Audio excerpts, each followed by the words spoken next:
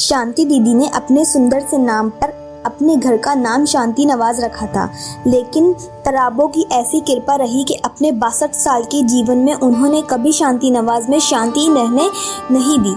कभी पति रमेश बाबू तो कभी दोनों बहुएं शांति दीदी का शिकार हो जाती और फिर शांति दीदी इनके घर में शांति फैलाने का ठकरा फोड़कर वहां से निकल देती। वो कहते हैं ना, आखिर बकरी की माँ कब तक खैर मनाएगी।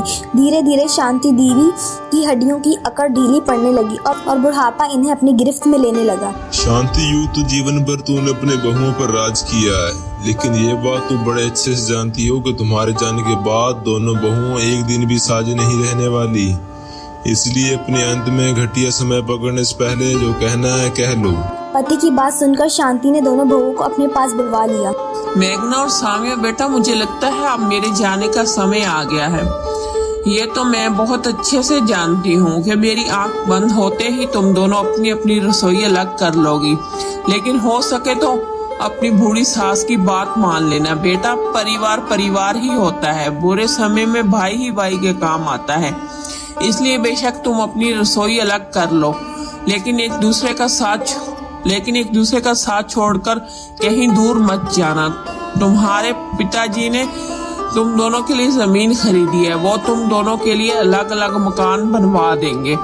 तुम दोनों अपने मकान में अपना परिवार लेकर खुशी से रहो, बस इतना ही कहना चाहती हूँ। मेघना और सोनिया दोनों देवरानी जिठानी थी। शांति देवी से हरी झंडी मिलते ही दोनों ने तुरंत ही अपने मकान में काम शुरू करवा दिया और जल्दी इनके मकान बनकर तैयार भी हो गए। जब तक सांस शांति देवी थी, बेचारी दोनों बहुएं अपने दिल के अंदर उमड़ रहे ज्वाला को दिल में ही दबाकर चुपचाप सादा लिबास में रह रही थी। लेकिन जिस दिन सांस ने अपनी आंखें बंद की, दोनों देवरानी जिठानी अलग अलग मकानों में रहने चली जाती है। जीवन भर माँ जी ने मजदूरों की तरह काम करवाया, कभी 2 पल की फुर्सत नसीब नहीं हुई। अब ये मेरा घर है, यहाँ किसी की कोई रोक टोक नहीं है, यहाँ तो हर काम में मेरी मर्जी चलेगी। अब तो मैं घर के कामों के लिए एक नौकरानी रख लूंगी और सुकून से अपनी जिंदगी बताऊंगी। मीका को जैसे ही पता चलता है कि जिठानी सोमिया ने काम वाली रख ली है, तो वो भाई कहाँ पीछे रहने वाली थी। मीका भी अपने पति से कहकर काम वाली को अपने यहाँ काम करने के लिए बुला लेती है। मेघना और सामिया एक ही कॉलोनी में रह रही थी, इसलिए दोनों के यहाँ एक ही नौकरानी कमला काम करने के लिए आने लगी थी। आराम की तलाश में मेघना और सोमना ने कमला को काम के लिए रख तो लिया था, लेकिन कमला की आदत से वो दोनों अनजान थी।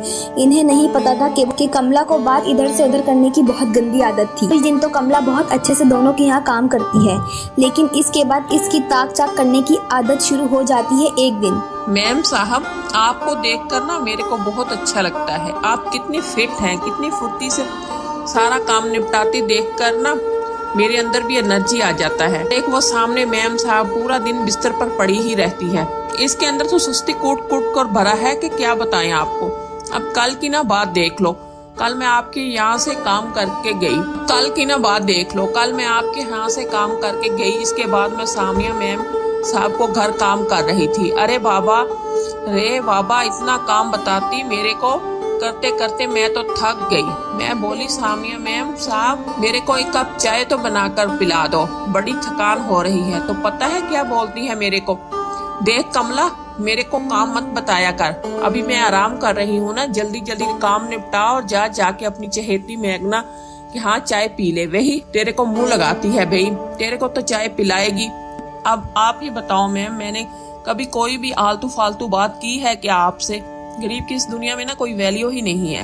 1 कप चाय के लिए इतनी बातें सुना दी मेरे को। अरे कमला छोड़ ना, दीदी की तो आदत ही खराब है, मैं क्या जानती नहीं हूँ इनकी आदत को।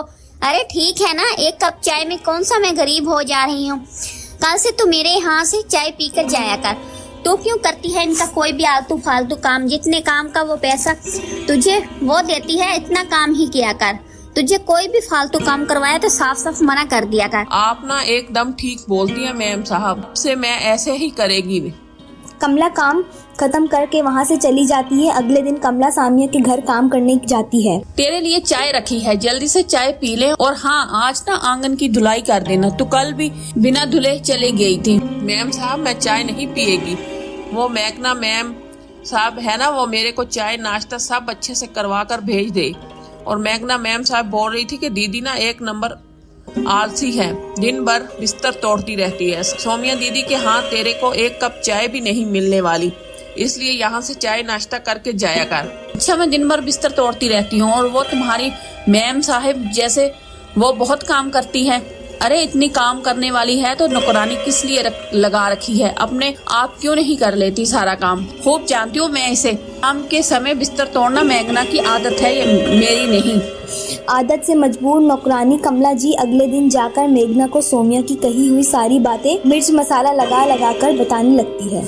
मैम साहब आप कितनी अच्छी हैं, पता नहीं सौम्या मैम साहब आपके बारे में ऐसी बातें क्यों करती हैं, मेरे से तो सच्ची में सुना भी नहीं जाता। क्या कहा आज भाभी ने मेरे बारे में? सच सच पता। मैम साहब सौम्या मैम साहब मेरे को बोली एक नंबर की काम चोर हो, इसलिए तो उन्होंने अलग मकान बनवाया है। बोल रही थी सारा काम इनको करना पड़ता था और अब बहाने बनाकर काम चोरी कर लेती थी, बस इसीलिए उन्होंने घर का बंटवारा कर लिया। नौकरानी कमला के मुंह से ऐसी बात सुनकर मेघना का खून खोल रहा था। कमला की जाने के बाद पता नहीं कैसे लीचड़ों के घर में मेरी शादी हो गई।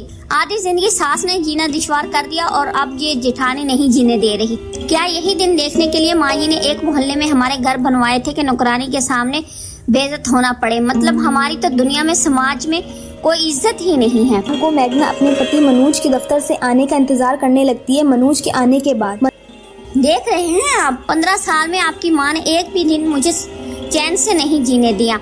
दिन रात काम में पीस पीस कर बस इसी उम्मीद में कि इतने साल रो रो कर बिताए थे कि कभी तो जीवन में सुख मिलेगा, लेकिन अब आपकी बड़ी भाभी मेरा जीना दुश्वार कर रही है। अरे मैं पूछती हूँ क्या जरूरत है नौकरानी के सामने मेरी बुराई करने की?